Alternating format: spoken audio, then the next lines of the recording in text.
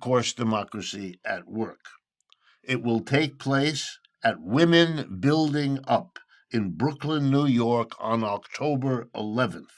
To register, again, go to our website, democracyatwork.info, and click on the banner at the top of the home page, and you will find out all you need to know about it, to register for it, and so on. Finally, before jumping into today's session, I need, sadly, to let you know that we are having a problem where you can help us. The proliferation of fake videos of me presenting some of my ideas is now becoming a major problem. A good number of you have written to us about it. And to those of you, I want to say, first of all, thank you. You're helping us. And no, it's not a project of ours whatsoever. That's why the physical likeness of me is sometimes bizarre. The most recent example, the upper part of my face is actually me, but the lower part has been changed. It is somebody else's mouth, not mine, saying words I don't say, producing a video I never produced nor authorized. It is now happening so often that I need to ask you if you see such a thing, or if you're concerned to find out whether it's genuine or not, get in touch with us. We will tell you. We report all of this to Google. We try to get them taken down from YouTube. But as you can imagine, we are not the only one suffering from this kind of use or abuse of AI. But it's becoming a serious problem with the proliferation that's going on. People are also, I might mention, charging money for these sorts of things. It only makes the abuse worse. I also want to catch us up, to start with our substance today, to a story we covered earlier.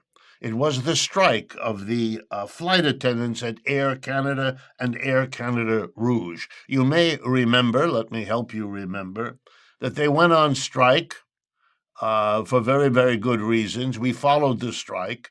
The Canadian government, which is a part owner of Air Canada, only a little part, but a part, the government ordered these workers, who are also its employees, because the government is a part owner of the airline, ordered them back to work under existing legislation. And here came the important part why we featured it. The workers said, you're not going to intimidate us, and you're not going to deprive us of our right to strike. So they didn't heed the government's demand. And Air Canada couldn't run its airplanes. So Air Canada caved in and reached an agreement with the workers to end the 4-day strike. And they reached it by a temporary agreement that had to be voted on. And while that did raise some of their wages in some of the ways that they demanded, it wasn't enough. And how do we know that? Because on September 6, when the final votes were counted to see what the members thought of the agreement, 99.1% rejected it. So they have to go back and bargain again. And the reason is simple for those of you wondering. The last time these workers signed a contract, back in 2015, they secured 2% wage increase per year for 10 years. So they went up roughly 20%, a little more. Prices went up 30%, which meant that many of the workers, after 10 years of work, with all the extra experience they got doing 10 years of work, and then therefore the better quality of the work that they did, they were earning less in terms of what they could afford to buy than they were at the beginning. They were outraged. They wanted a bigger wage. That's why the contract was rejected. These are strong unionists, and I want to shout out to them, we see you, and we admire and respect what you are fighting for. Okay, now to the substance for today. We're going to be talking about recent polls about what people here in the United States think about socialism. We're going to talk about Epstein briefly. We're going to talk about poverty, and we're going to talk about France, where people have been hitting the streets to make the kinds of points we make here. Okay, let's jump in. And one more thing. After the break, we will be interviewing Steve Smith, a lawyer here in New York City, who is a co-author of a new book about fascism in the United States. Recent polls show that majorities of Democrats have become favorable to socialism. Friends, I did not think in my lifetime I would ever read such a sentence as part of a news or any other kind of program, but here we go. The numbers are right there. In July, 8%, this last July, 8% of Democrats polled supported Israel's war on Gaza. That is a remarkably low percentage of Democrats supporting what the Democratic Party officially endorses. Think about it. Then, much more recently, literally a couple of weeks ago, the New York Times Siena College poll, early in September, showed that Mr. Mamdani, a socialist running for mayor of New York City, was polling 37%, it's now up over 40 if I'm not mistaken, versus his major opponent, Mr. Cuomo, a notorious former governor, who was polling 24%, not even close. I now understand that after much long hesitation, New York Governor 94.3% of our audience is not subscribed yet. Do you enjoy this content? Subscribe now and support our channel. Your click makes the difference. We keep going. Hochul has endorsed Mr. Mamdani. Also, apparently, if you put your finger up and the wind is blowing, you can figure out which way it's going. On the 10th of September, the Gallup poll, one of the oldest and most respected polling companies in the United States, reported 60% of Democrats view socialism positively. And when asked about whether they view capitalism positively, 42% said yes. Let me do that again. 60% of Democrats polled view socialism positively, as against 42% of capitalists.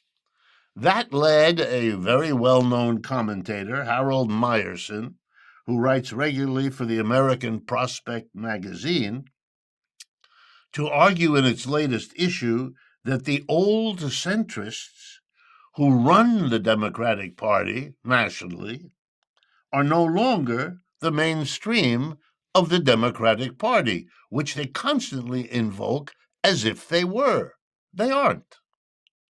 They're trying to hold on to a party whose majority has moved on. And that's not a tenable situation and will explode American politics soon. Might lead you to wonder whether the best way to oppose Mr. Trump, for those of you that are interested in that, is to embrace the new direction of the Democratic Party instead of fighting it, because it is, or it sure looks like it, the wave of the future for the Democratic Party, for most of it, and that remains the largest potential opposition to the Trump government out of conventional politics, unless and until that's changed. I want to turn next to Nigel Farage. He's the head of a new right-wing political party in Britain that's polling very high in that country. He commented on the Epstein case, and I want to read it to you because I can't do better than this. Here it is, Mr. Nigel Farage trying to replace Keir Starmer as the Prime Minister of Britain. Quote, "So the idea that you're guilty by association because you knew Epstein, I mean, you would put the whole of America in jail who were prominent people in business or media in the 1980s. I have no comment on Mr. Farage's insight. I will add that one of Mr. Epstein's apparently many close friends, who became later the ambassador of Great Britain to the United States, Peter Mandelson, was fired in the middle of September from his job as ambassador of Great Britain because of his closeness to Mr. Epstein, which included encouraging Epstein to fight the charges against him, later proved, of child molestation, sexual activity, and all the rest. Okay. Final items we have time for. I want to bring to your attention the remarkable activities in France that reached a peak on the 10th of September. I had mentioned before that they would be worth looking at. They were. Hundreds of thousands of French people went into the streets, not just of Paris, their capital city, but of many other cities across France, east, west, north, and south. They were protesting what they called the government's austerity program. And in particular, here are the things that they pointed to. The government wanted to cancel 2 national holidays in France. And by cancel, I mean everybody would have to go to work on those 2 days instead of have a holiday, but for no extra pay. Think about that. Number 2, to cut the pensions for the elderly that are on a pension. And finally, to cut massively the National Health Service, to cut the money that basically takes care of the medical needs of the French. They have a very good National Health Service that covers you from birth to death for anything that happens to you. I've actually used it myself when I was a visiting professor there. And the people said, we will not tolerate it. The government collapsed. A new prime minister had to be named. Mr. Macron picked somebody who's going to try to do the same thing. And guess what? The French people said, you do it again, we will do it again too. Their slogan was, let's block everything. And that's what they did on September 10th. And that's what's coming again to a Macron government in France that cannot learn from its ever larger mistakes. We've come to the end of the first half of today's show. Stay with us. We'll be right back with Michael Smith on American fascism. Before we jump into the